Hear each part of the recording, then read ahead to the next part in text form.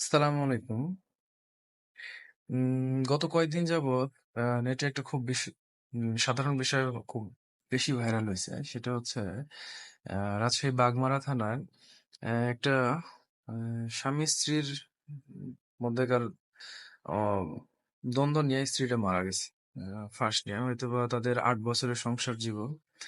তাদের ২ পরিবারের ২ রকম একটা ছিল, সম্পর্ক ছিল। হয়তোবা কোলাহল ছিল। তবে সবাই একটা জিনিস ফলাও করে প্রচার করছে, সেটা হচ্ছে তারা তো প্রেম করে বিয়ে করছিল। ছেলেটার মধ্যে অন্য কোনো লোভ আছে। সে চাচ্ছে না এখন মেয়েটাকে ৮ বছরের সংসার হয়ে গেছে। তার হয়তো ভালো লাগছে না। আ অন্য কিছু চাচ্ছে, অন্য কোনো মেয়ের প্রতি তার হয়তোবা আকর্ষণ আছে। এরকম অনেকে অনেকভাবে প্রচার করছে।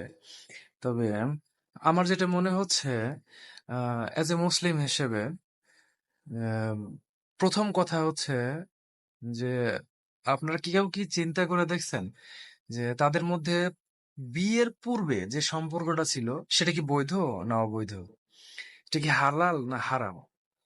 এটা কি কখনো কেউ চিন্তা করে দেখছেন? আমার মনে হয় কেউ দেখেন নাই। যারা বিভিন্নভাবে ইউটিউব বা সোশ্যাল মিডিয়ায় এই যে কন্টেন্ট ক্রিয়েটর যারা, তথাকথিত কন্টেন্ট ক্রিয়েটর, এরা সবাই একটা জিনিস মানে ফলাও ভাবে প্রচার করছে, সেটা হচ্ছে যে মেয়েটা তো তাকে প্রচন্ড ভালোবাসতো। আরে ভাই, ভালোবাসতো সবাই বাসে। একটা নির্দিষ্ট সময় পরে এসে বা একটা নির্দিষ্ট লেভেলে আসার পরে, সেটা বিয়ের আগে হোক বা পরে হোক, ছেলে মেয়ের মধ্যে ভালোবাসা নামক যে সম্পর্কটা বিয়ের পূর্বে, এটা আসে কোত্থেকে? অবশ্যই শয়তান থেকে। বিয়ের পূর্বে বেগানা নারীর দিকে তাকানো হারাম। এমনকি বিয়ে করার উদ্দেশ্যেও যদি কেউ দেখে, সেখানে তার একজন, যাকে বলা হয় মাহরাম, মানে যার সাথে তার বিবাহ বন্ধন হারাম, এরকম একটা মানুষ থাকতে হবে। সে মানুষ ছাড়াই একটা ছেলে মেয়েকে বলছে যে আমি তোমাকে পছন্দ করি, আমি তোমাকে বিয়ে করতে চাই, এখন আমরা সম্পর্কে একটা থাকবো, যেন আমরা দুজন দুজনকে ভালোভাবে জানতে পারি, বুঝতে পারি। এটা মানে এটা অবশ্যই বিধর্মীদের রীতি, কোনো সন্দেহ না। আর এই রীতিটা তৈরি করার জন্য পিছন থেকে যেটা কাজ করে সেটা হচ্ছে শয়তান। আপনি কোরআন হাদিসের কোথাও দেখাইতে পারবেন না, এমনকি রাসূল সাল্লাল্লাহু আলাইহি সাল্লামের যুগ থেকে বর্তমান যুগ পর্যন্ত যারা ইসলামকে ধারণ লালন পালন করে, তাদের কাউকে দেখতে পাবেন না যে এই কথাটা বলে, বা তাদের পরিবারের মধ্যেও ব্যতিক্রম থাকবে। সবাই যে ইসলাম পালন করবে, সবাই যে ইসলামের রীতিনীতি মেনে চলবে, এটা কিন্তু না। তো আমার বিষয়টা খুবই খারাপ লাগছে যে তথাকথিত যারা কন্টেন্ট ক্রিয়েটর, বা আমরা যাদেরকে ইউটিউবার বলি, তারা তো প্রকৃতপক্ষে ইউটিউবার কিনা আমি জানি না, তবে আমার মনে হয় এরা ইউটিউবার। তারা টিউমারের মতো কাজ করে, যে টিউমারটা একটা নির্দিষ্ট সময় পরে এসে ক্যান্সারে পরিণত হয়। এই ক্যান্সারটা যখন বেশি পরিমাণে চলে যায়, বর্তমান বাংলাদেশের যা অবস্থা হয়েছে, এখন প্রত্যেকে কন্টেন্ট ক্রিয়েটর।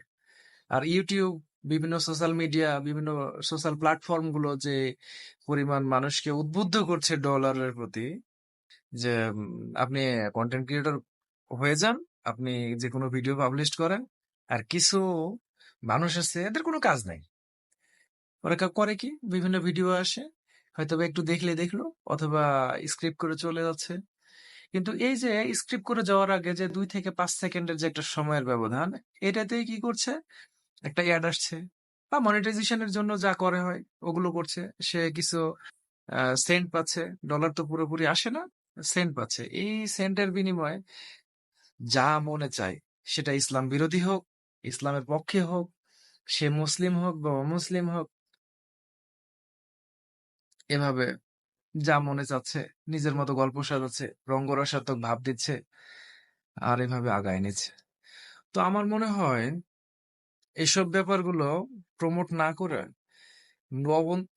আমার মনে হয় বোঝা উচিত সবারই যে আমি মুসলিম, আমার জন্য কি হালাল কি হারাম। হ্যাঁ, হয়তোবা আমিও অনেক হালাল হয়তোবা করি নাই, বা একটা সময় ছিল যে সময়টা জানি না কি হয়েছে, হয়তোবা শয়তানের প্ররোচনা আমার উপরেও পড়তেই পারে। আমি বলতে পারবো না যে আমি শয়তানের প্ররোচনায় পড়ি না। কারণ আমার জন্য প্রত্যেকটা পদক্ষেপে একেকজন শয়তান আছে। যেমন নামাজের জন্য একটা শয়তান আছে যে শয়তানের কাজই হচ্ছে আমাকে বিভিন্নভাবে উত্ত্যক্ত করা। নামাজের মধ্যে ভুল-ভ্রান্তির যে চিন্তাগুলো নিয়ে আসা যে আমি ৩ রাকাত আদায় করলাম না ৪ রাকাত আদায় করলাম বা আমি রুকু সিজদা ঠিকমতো করলাম কিনা। ও শুধু দ্বিধাদ্বন্দ্ব দিবে।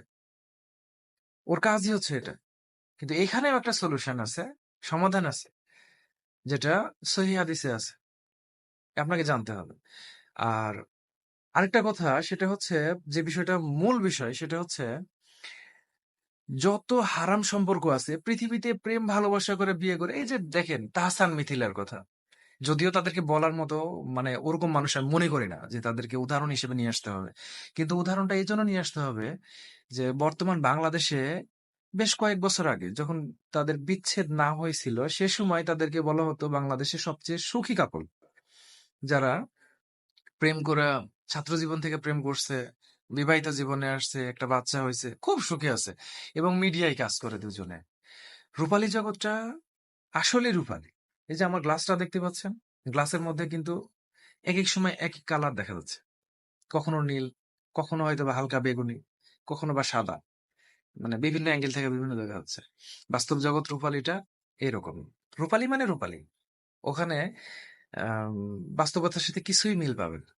আর তারা দেখেন এই যে প্রেম করে বিয়ে করছিল তাদের মধ্যে শয়তানের একটা ওয়াসওয়াসা ছিল এজন্যই তারা প্রেম করছে প্রেম করার পরে বিয়ে করছে হ্যাঁ বিয়েটা বৈধ বিয়েটা একটা হালাল কাজ প্রত্যেকটা মানুষের জীবনে এটা বিশেষ করে মুসলিমের জীবনে এটা অবশ্যই পালনীয় একটা বিষয় যদি তার সে বিষয়ে সামর্থ্য থাকে এটা আমি মনে করি তার করা উচিত তবে প্রেম করে বিয়ে করে পৃথিবীতে এখন পর্যন্ত তাহসান মিথিলা তো বললাম তারা যেহেতু বিচ্ছেদ হয়ে গেছে পৃথিবীতে আর কেউ আপনি দেখাইতে পারবেন না হ্যাঁ পারবেন যদি তারা নির্লজ্জতার সর্বশেষ সীমায় থাকে তাহলে অবশ্যই তারা সুখে থাকতে পারবে প্রেম ভালোবাসা করে সংসার করে সুখে আছে তাদের মধ্যে আত্মসম্মান বোধ কাজ করবে এরকম মানুষ কখনোই পাবেন না আত্মসম্মান বোধ কাজ করা মানুষের মধ্যে প্রেম ভালোবাসা